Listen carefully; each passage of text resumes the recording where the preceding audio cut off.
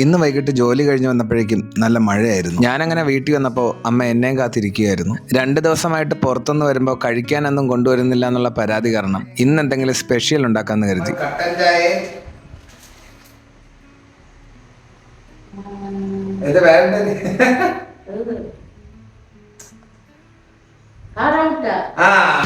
നമ്മളിന്ന് കാടമുട്ട കൊണ്ടൊരു സംഭവം ഉണ്ടാക്കിയാണ് അമ്മയ്ക്ക്.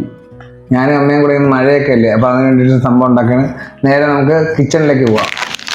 അങ്ങനെ 2 ദിവസത്തെ പരിഭവത്തിന് ശേഷം ഇന്ന് ചെറിയൊരു കാടമുട്ട ഫ്രൈ ഉണ്ടാക്കാൻ കരുതി. മുട്ട പെട്ടെന്ന് പുഴുങ്ങി കിട്ടാനായിട്ട് ഞാൻ കുക്കറിൽ വെച്ച് 2 വിസിൽ കേൾപ്പിച്ചു. അങ്ങനെ മുട്ട പുഴുങ്ങിയത് റെഡിയായപ്പോഴേക്കും ചെറുതായിട്ടൊന്ന് തണുക്കാൻ വെക്കുന്ന സമയത്ത് ബാക്കിയുള്ള മസാല ഉണ്ടാക്കാൻ തുടങ്ങി. പാനൊന്ന് ചൂടായപ്പോഴേക്കും ആവശ്യത്തിന് വെളിച്ചെണ്ണ ഒഴിച്ചു. പിന്നെ കറിവേപ്പില, ആവശ്യത്തിന് മുളക് പൊടി, മല്ലിപ്പൊടി, മഞ്ഞൾപ്പൊടി, ഗരം മസാല, എന്നിട്ട് ആവശ്യത്തിന് ഉപ്പും ചേർത്ത് നന്നായിട്ടൊന്ന് മിക്സ് ചെയ്ത് കൊടുത്തു. ഇനി നേരത്തെ പുഴുങ്ങി വെച്ച ആ മുട്ടയും കൂടെ അതിലേക്ക് ചേർക്കുക. ഇതൊന്ന് നന്നായിട്ട് മിക്സ് ചെയ്തെടുക്കുമ്പോഴേക്കും എൻ്റെ രീതിയിലുള്ള കാട എഗ് ഫ്രൈ ആയി. എന്നിട്ട് കട്ടൻ ചായ ഇടാന്ന് കരുതി എനിക്ക് അച്ഛൻ പാല് വാങ്ങിക്കൊണ്ട് വന്നു. അങ്ങനെ ചായ ഇട്ടുകൊണ്ടിരുന്ന സമയത്താണ് പൊന്നൂൻ്റെ അമ്മയും അനിയനും കൂടെ കുറച്ച് തൈകളുമായിട്ട് വീട്ടിൽ വന്നത്. ഭാഗ്യവശാൽ ചായ ഇട്ട് തുടങ്ങിയ സമയമായതുകൊണ്ട് പാലിൽ വെള്ളം കൂട്ടാൻ പറ്റി.